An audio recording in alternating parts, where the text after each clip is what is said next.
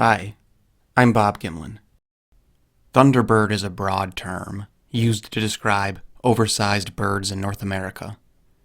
Their most notable and consistent feature is their size. Any bird in North America with an abnormally large wingspan compared to commonly seen birds can be described as a thunderbird. They are typically described as black and having comparatively rectangular wings. Sometimes their wingspans are described as technically possible in the ballpark of 10 to 14 feet in length, and sometimes they stray far from known standards of feasibility and are likened to small aircraft with a 25 to 30 foot wingspan. Such accounts persist to the very recent and go back well beyond written history in the Americas. Much is said about this topic, but rarely is it all put together. And those size estimations are always difficult, especially with no frame of reference. Some of the reports, sightings, and historical bouts are actually quite compelling, and certainly denote some intriguing assertions.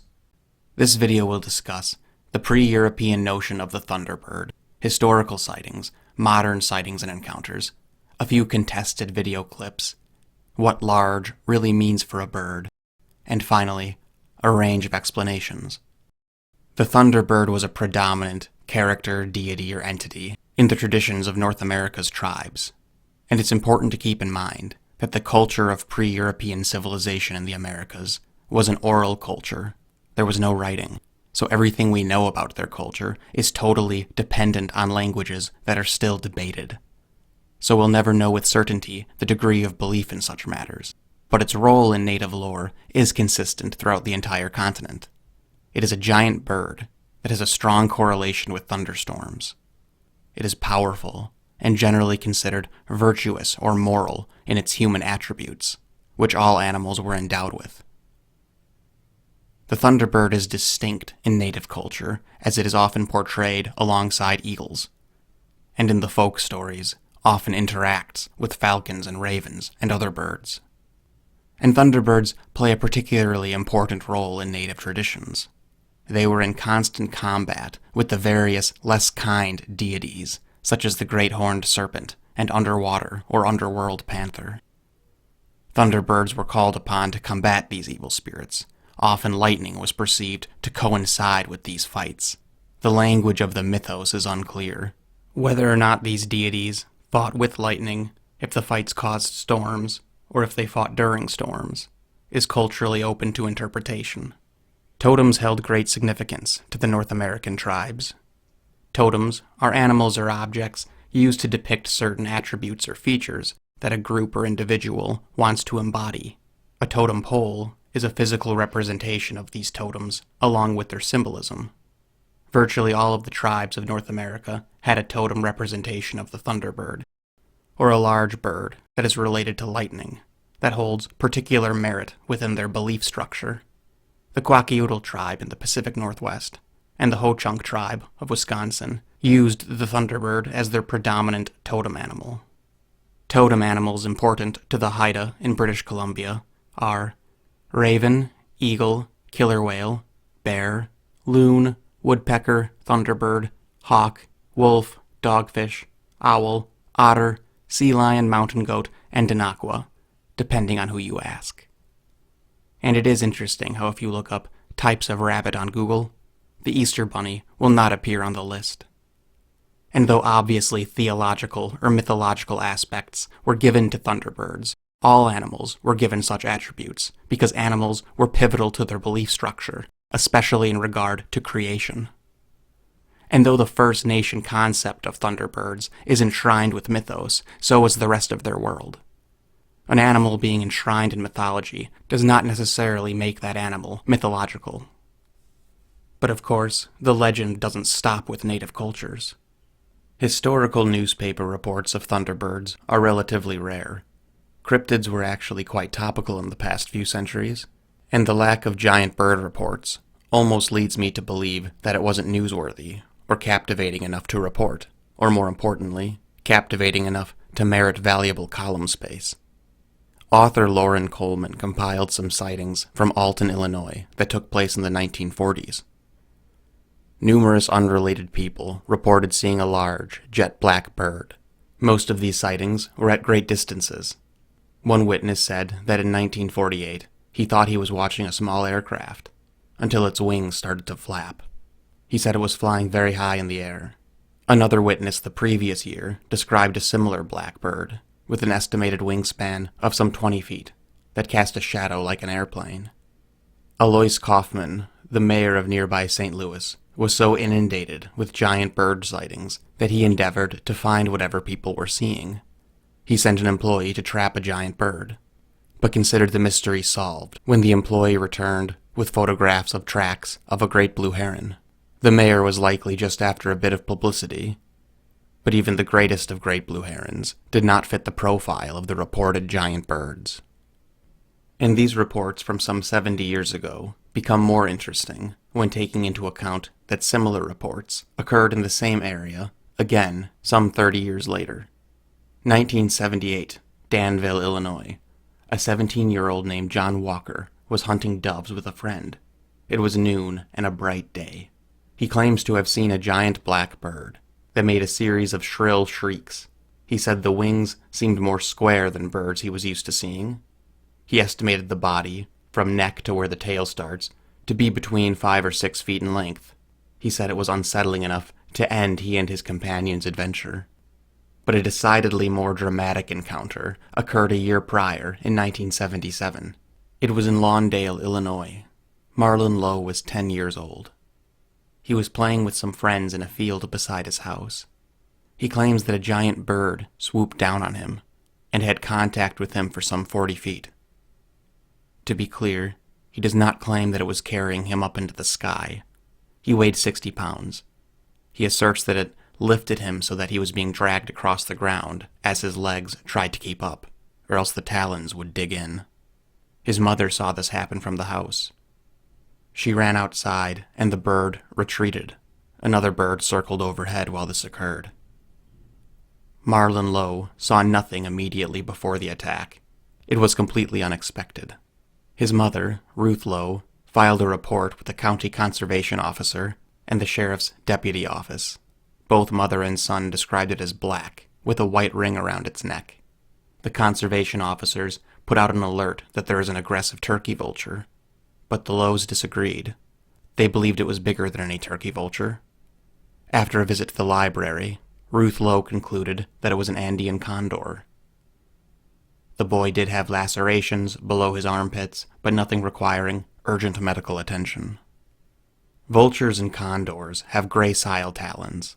They mostly scavenge and do not have the same grasping power as the more predatory eagles, hawks, and falcons. It isn't impossible, of course, but trying to fly off with a large prey item is uncharacteristic of turkey vultures and condors. That same year, about 70 miles south of Lawndale, at Lake Shelbyville, Illinois, A.J. Huffer was a freelance photographer for the local CBS station. So many people had called the news station regarding giant bird sightings on Lake Shelbyville that he was dispatched to film them. And he did. At least so he says. This is what he filmed on that day from his canoe. There were 2 birds. He said they were much bigger than any bird he had ever seen before. He said they were entirely black. Their necks were long, their heads were bald, black, and leathery. Now I know that size comparison is impossible, but it does seem rather large. If it is something typical, then the likely candidate would be a turkey vulture. If the photographer really wanted to get the facts, he should have stayed put and waited for a heron or like bird to land nearby for a frame of reference. The show Monster Quest had 3 biologists look into this clip. Mike Wallace, an ornithologist with the Zoological Society of San Diego, has no doubt that they are turkey vultures. David Hancock is a biologist, and he said that it is a pair of turkey vultures. And Patrick Reddick, the director of the Raptor Center at the University of Minnesota, said it looks too broad to be a turkey vulture, and too long to be an eagle. He said that it seems to be more alike to a condor. He said that assuming the footage was taken in Illinois, then the identification of these birds are in question. In my opinion, the photographer's description is more useful than the footage. All black, long neck, leathery black face. At first, that sounds like a black vulture. Their range barely makes it into Illinois, so they would not have been a common sight. However, with a wingspan of only 5.5 feet, they are even smaller than turkey vultures, and difficult to distinguish between an adolescent turkey vulture. A wingspan of less than 6 feet is really nothing to write home about, and likely wouldn't have turned any heads. The fact that these two birds had caused such a buzz in the community makes it seem unlikely that they were anything typical. Two turkey vultures simply wouldn't have caused a buzz in the first place, as they are extremely common. Some say he saw 2 California condors, 2 adolescents. Only the adolescents are uniformly dark, so their wingspan could have been some 9 feet long, compared to a large bald eagle at 7 feet long. I think that's likely large enough to be strikingly distinct enough for multiple people to scratch their heads. In fact, the only other bird you could see with that type of wingspan in Illinois would be a trumpeter swan. The closest California condors are known to be to Illinois would be Arizona, so it certainly is out of place. However, if we are to take the Danville boy and his mother's account into consideration, then there may be another candidate. She was very clear that the creature that attacked her son had a white ring around its neck, and she decided herself that it could only have been an Andean condor. Andean condor live in the Andes, along the Pacific side of South America. Andean condor are kind of in a league of their own. It is arguably the largest bird of flight, with a wingspan of about 11 feet. Perhaps its only equals are the albatross and some particular types of pelican. And it is interesting how the photographer did not mention a white ring, and the footage doesn't seem to depict it. Andean condors live for over 50 years in the wild. It is unlikely that the birds would gain or lose the white ring in a single year, meaning that these two birds filmed in '78 were different specimens than the birds that accosted the boy in Danville. But if 2 Andean condors were reported in Danville, and then giant birds were spotted and filmed on Lake Shelbyville, reason holds that they were one and the same. I think it is more likely that they escaped from somewhere, rather than simply traveling so far out of their range. Perhaps the best evidence to support the Andean condor hypothesis, in my opinion, is the fact that someone was motivated enough to try and film them. Turkey vultures are extremely common in southern Illinois, and I just can't imagine people getting worked up unless they were seeing something truly unusual. And in my opinion, an Andean condor probably is what it would take to do that. I'm not really sure just exactly what this is. There's no way to be certain, but those who saw it are adamant that it was not a common sight, and I see no reason to discount them. More recently than the 1970s, and in a more suiting place, giant birds have been reported in Alaska by pilots flying between Juneau and Anchorage. There have been dozens of these reports in the past 20 years or so. Again, the reports likened the creature to a small aircraft in size. Biologists are quick to point out that the Steller sea eagle, usually found in Asia, are known to wander into Alaska, and that they are likely to blame for the giant bird sightings. But witnesses remain adamant that even the largest Steller sea eagle, with an 8-foot wingspan, cannot account for the birds that they saw, which they claim well over doubles even the largest sea eagle. Of course, others have different suggestions than mere misidentification of known species. Some people claim that there are remnant populations of birds, thought to be extinct. One of the largest birds of flight ever is called Argentavis. Argentavis weighed some 160 pounds, with a wingspan of over 20 feet. In flight, the tip of its bill to the end of its tail feathers would have surpassed 11 feet in length. It is believed that Argentavis patrolled massive areas in search of animal remains, or even used its sheer mass to intimidate predators away from meals. It has also been speculated that it had the capability of taking down mid-range prey, such as calves. Oftentimes, Argentavis is portrayed as a scaled-up condor, but that doesn't seem to be the case. Argentavis had robust bones, even relative to its size. Therefore, Argentavis was very large-bodied, so an albatross may be a better analog. It is extremely unlikely that a human in South America ever encountered Argentavis, as Argentavis is thought to have gone extinct some 6 million years ago. And with a wingspan exceeding 20 feet in length and an active range of some estimated 200 square miles, this thing would have a lot of trouble being cryptic. But there is another contender that certainly encountered humans. Teratornithids, sometimes called teratorns or teratornis, have been retrieved from the La Brea tar pits and date back to a mere 10,000 years ago, meaning humans certainly saw them in North America. With slightly over half the wingspan of Argentavis, but with a far slighter build, teratorns had a wingspan of some 13 feet and weighed between 30 and 35 pounds. To put that in perspective, some bald eagle in Alaska have been known to have a wingspan of 7.5 feet, though typically individuals found in the lower 48 are significantly smaller. A large bald eagle maxes out at around 10 pounds. With over 5 feet on the bald eagle's wingspan and 20 pounds heavier, Teratornis would have been a sight to behold. Just as another reference, one of the heaviest birds alive today that is capable of flight is the trumpeter swan, and it has a wingspan that maxes out around 10 feet in length, and at just under 30 pounds, it is still slightly smaller bodied than Teratornis.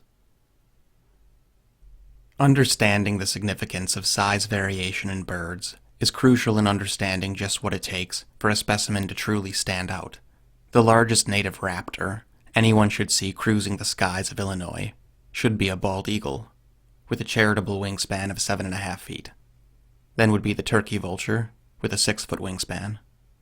The California condor is at 10 feet, with the Andean condor only slightly larger at 10.5 feet. And the large-bodied trumpeter swan's wingspan can get up to 10 feet. Compare that with Teratornis, with a wingspan somewhere between 12 and 13 feet in length. And then long-extinct Argentavis, with a conservative wingspan estimation of 22 feet in length. And then in terms of weight, a bald eagle is unlikely to exceed 10 pounds. A turkey vulture, 5 pounds. A California condor may weigh as much as 22 pounds. And an Andean condor may weigh as much as 33 pounds. A trumpeter swan is at 28, and Teratornis was somewhere between 30 and 35 pounds. And then Argentavis shows everyone up at 160. And though humans never saw a living Argentavis, we certainly saw Teratornis. Teratornis would have been a frequent and certainly stunning feature in prehistoric North American skies. With more than 5 feet on a bald eagle's wingspan, and 3 times its weight, the Teratorns would have been quite the spectacle. So at their core, I think it is safe to assert that initially, early inhabitants of North America were seeing Teratorns, and they called them various names, which were then passed down through oral traditions from tribe to tribe and from culture to culture, until we roughly translated them into Thunderbirds. I think Teratorns were catalogued with all other known animals. And even though the Teratorns died out, the mythology behind them didn't. Think about it. We'll be talking about tigers long after the last one is gone. One more contemporary sighting comes from Pennsylvania in 2002. It was archived by Stan Gordon's paranormal investigation team. It was late June, in a mountainous part of Pennsylvania, in Wyoming County. A man was on his porch when he saw what he at first thought were 2 huge herons, but it quickly became apparent that they were not. The man said, quote, "They were huge, much larger than any bird I have ever seen." He called some other family members to confirm that he was seeing something anomalous. He said that they landed on a coniferous tree some ways away. He said their wingspans were as wide as the base of the tree. Their weight bent the trunks, and they had to stabilize themselves by keeping their wings raised. The witness said the diameter of the base of the pine was 12 feet, and the wingspan matched, if not exceeded that. He looked at a bird identification guide and said that there was nothing remotely close to the size of what he saw, but he was absolutely convinced that its pose and neck was very much like a cormorant or an hinga, and their iconic pose as they dry their wings. I thought that was an interesting descriptor. It reminds me of the petroglyphs from Three Rivers National Parks in New Mexico. They were made somewhere between 0 and 500 AD. Thunderbird petroglyphs are distinct from the eagle depictions because the eagle was always depicted with that iconic hooked beak and rounded profile. Thunderbirds were often portrayed in a boxy or folded shape. This is a sketch of an almost entirely disintegrated totem of a thunderbird from what is now New Hampshire. The piece is housed at the Fruitlands Museum at Harvard. It was fashioned out of copper, likely from a kettle, that could be dated back to somewhere around 1580. The eyes were painted red, their vibrancy lost to the centuries. This obviously was not meant to be an anatomical representation of the thunderbird. Rather, fashioned like some curiously shaped, red-eyed winged entity on America's East Coast. The term Thunderbird may be a result of tall tales, misidentifications, fable, ancestral or historic memory, theology, cryptids, or something else. And I've never seen any reason to believe that those options must be mutually exclusive. Anyway, like this video, subscribe for soon-to-come content, and as always, thanks an awful lot for listening.